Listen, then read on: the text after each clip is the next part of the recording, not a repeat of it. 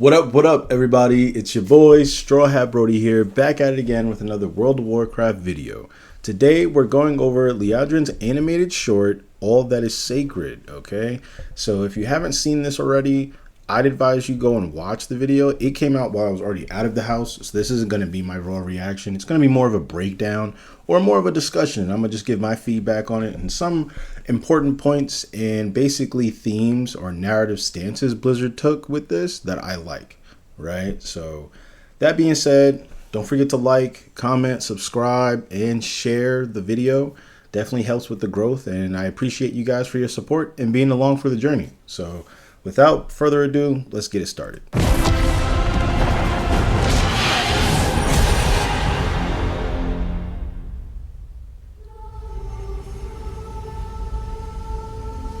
You see, the Sunwell is a font of energy, full of power that has sustained our people for thousands of years. And I like that with Blizzard, understanding that it has a bunch of like new players.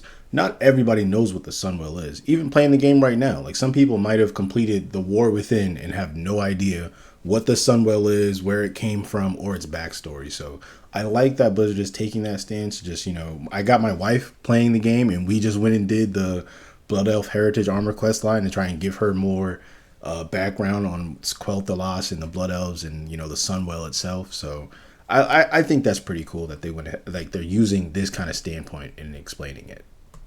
So it must be protected, and we ask for the light's blessings to keep it safe. Father, what is the light? Well, my darling Liadrin, I will tell you what I believe. Defend the Sunwell! That the light guides my steps and illuminates my path. And this, like in the Blood Elf Heritage Armor quest line, is when Arthas assaulted Silvermoon City and went all the way to the Sunwell. And it's crazy like seeing that here, and you get to see how kind of dangerous and just painful of an experience this was to go through. Because another thing that I thought was funny, around the time of Burning Crusade, when everybody started rolling Blood Elves, there was like a large surge, of course, and still to this day, everyone plays Blood Elves. But realistically, in the lore, the Blood Elf population is very low, or was very low, I'll say, because of how much death was caused during Arthas' assault and how many lives were actually lost. In a world that is cruel and unforgiving,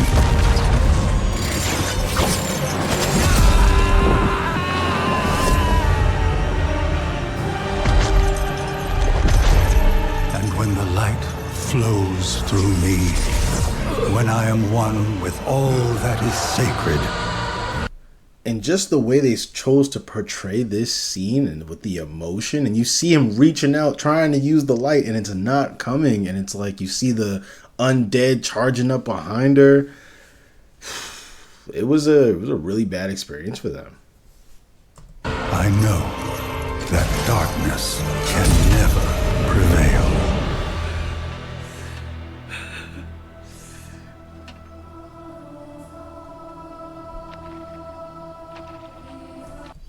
And then even here, panning over to Lordaeron, and it's like we see how the land is still blighted, and almost, not saying the Dead Scar in this is similar, like a one-to-one, if you will, but I believe like it's kind of like a stain on their land, like for the Forsaken. Like it was cool in BFA when Tal'Dreshil got burned and Lordaeron got blighted. You then saw those respective races in other cities of that faction as refugees. Like you saw displaced Worgen, displaced Night Elves all throughout Stormwind. And then you also got to see misplaced Forsaken all throughout Orgrimmar. And I just thought that was a really nice touch. And it's like how Blizzard's reminding us of that with all this green smoke still populated around Lordaeron.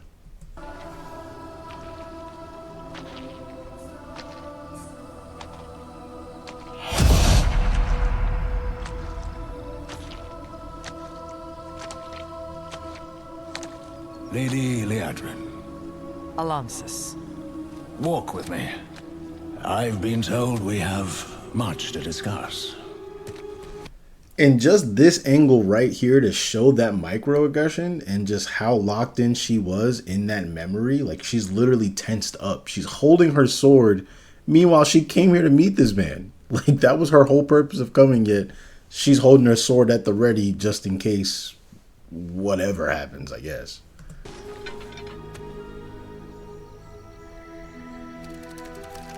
War is coming.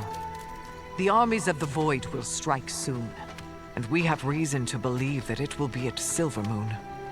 I need you to send word to the priests, so we can— Before you were a paladin, you were a priest once, yes? No. Light flow through me. Grant me your grace. Hear me, please!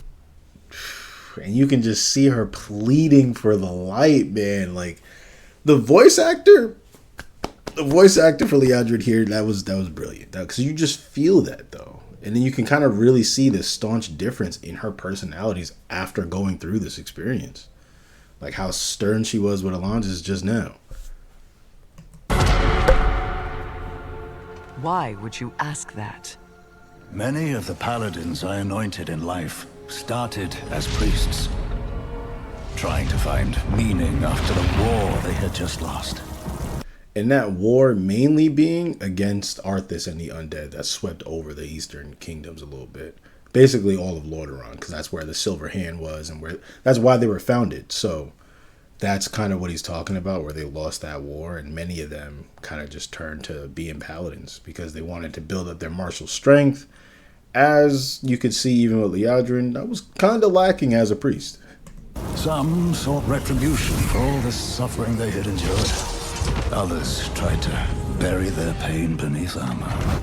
But it was those who did not find peace in the light who became the most dangerous. And that is kind of what Blizzard is hinting at. And I like how they're layering this undertone of how the light corrupts. And basically it feeds into whatever convictions you may have and kind of locks you in that one-track mind or that frame of thinking and will just kind of make you crazed. And that's what happened to the Scarlet Crusade, where they were a force built to combat the Forsaken and the undead that were there, but they can't differentiate between any other, like, non-mindless undead and actually sentient undead that's a regular person now, you know. We have a war to prepare for, Alonsis. And we will be fighting this war together, Liadrin. So I need you to ask yourself why the mere sight of me and you grasping your sword. And I like that they showed she wasn't even conscious that she did that. Like, she just was holding her sword because she was lost in her memories. And Alonsis is thinking she's more or less racist towards undead. But we know, as watching this full animated short, that that's not the case, where she's actually just reliving memories.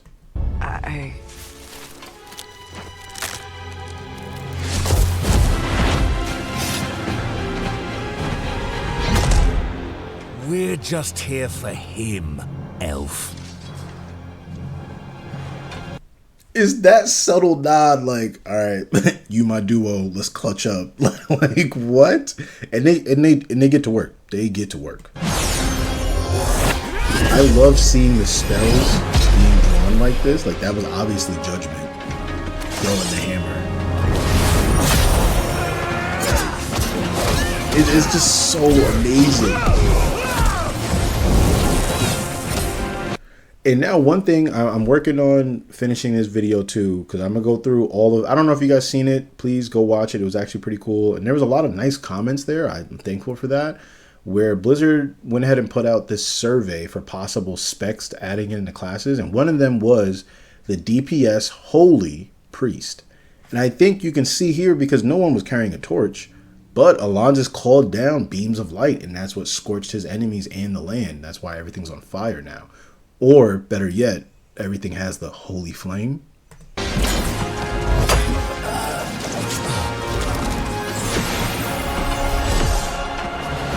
Avengers shield.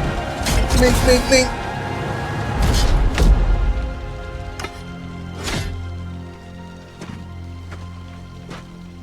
I'm sorry, Alonsis. I do not harbor the hate that they do. And that's her basically letting him know that it has nothing to do with you being undead, bro. I'm just reliving old memories. It's just echoes of when war came to Silvermoon.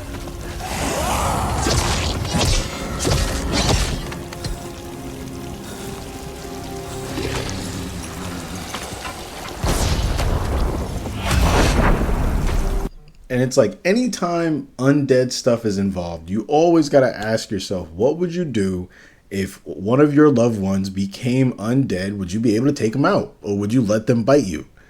And it's funny because my wife be asking me that. And I'm like, I don't know. Sometimes I don't know if I can bring myself to do it, but it's just like, I don't know. It's tough. But to see her, she was there when he died. And then it's like, now he's come for her again. Oof.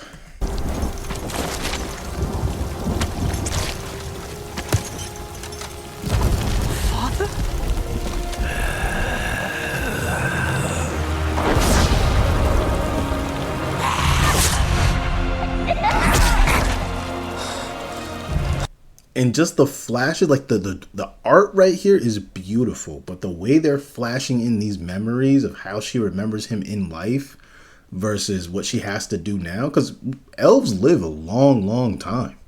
So we don't even know how long of memories she's drawing back from and stuff. So it's just a real emotional clip, and it shows what she had to do.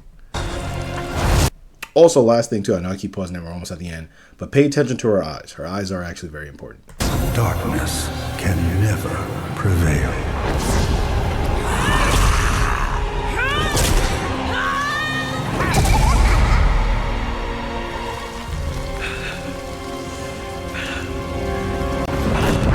Holy Adrian, I did not know.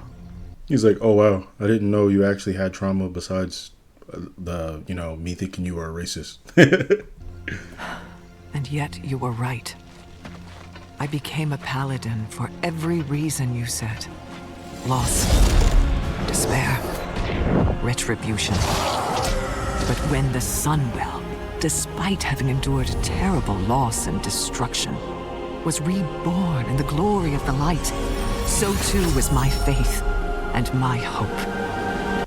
And that's mainly what gave Blood Elves the yellow eyes, or the golden eyes, is when it was reborn through the Naru, which basically influenced it with light, and that's what powered the Sunwell again.